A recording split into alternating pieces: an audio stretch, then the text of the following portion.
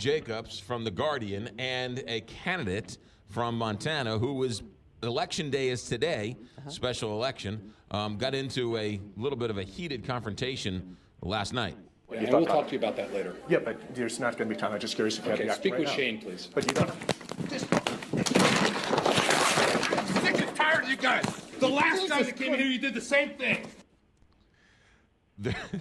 Here's the reporter Ben Jacobs afterwards. What it means for the press and what the role of reporters are to ask questions of politicians in the United States. I'm still trying to quite figure out what's going on and cope with the fact that it's someone who's a reporter being thrust into the center of a story, which is not a comfortable place. Brad Melke's following these details with ABC News. Good morning, Brad.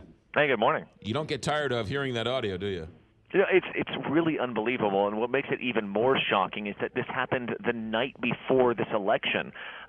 Greg Gianforte is trying to become the lone congressman from Montana, and now he's been charged with misdemeanor assault for what Jacob says was when he grabbed him around the neck, threw him to the ground, and started punching him, in addition to breaking his glasses and giving him a bit of a knock on the arm. I'm sure there are politicians who would love to have done what this guy has done, and the people at large don't really like the media anyway, but there's no report, no eyewitness report, no anything that suggests that this reporter did anything inappropriate.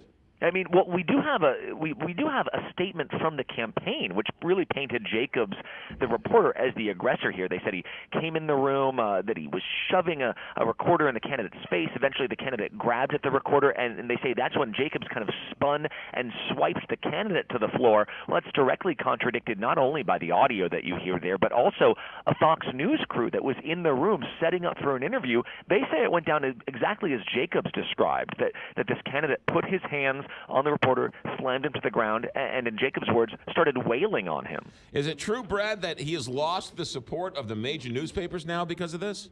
Yeah, well, this was so interesting is that, this was a front runner, right? This is a Republican state. This is the Republican candidate. Most polls showed him ahead so far as we have accurate polls that stretch across Montana. But in any case, the biggest newspapers in the state had all endorsed him, and you had this candidate boasting that he got the endorsements of the state's three biggest newspapers.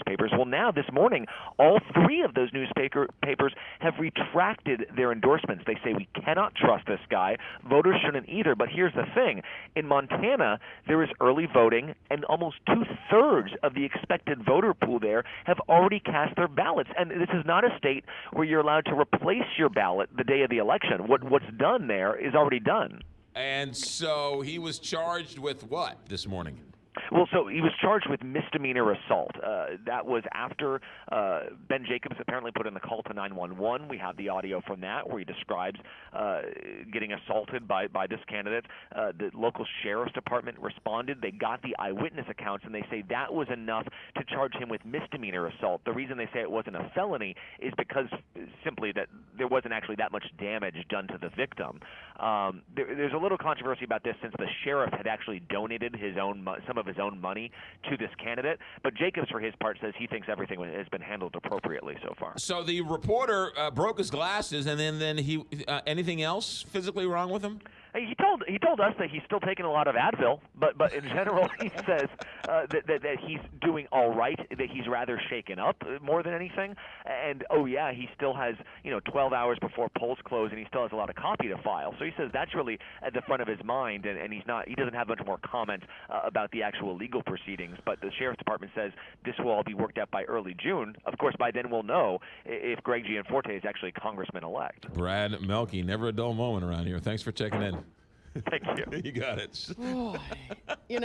And this candidate said the last guy who was here did the same thing. Would that mean ask a question?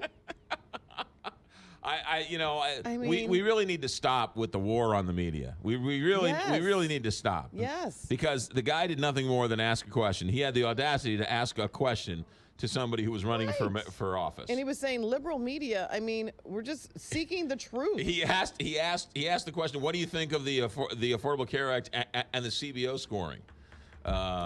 It's. I agree. That needs to stop. Yeah, no. It's probably a good idea. I'm with you. All right. Governor Greitens making some news across the state. Jaw-dropping news.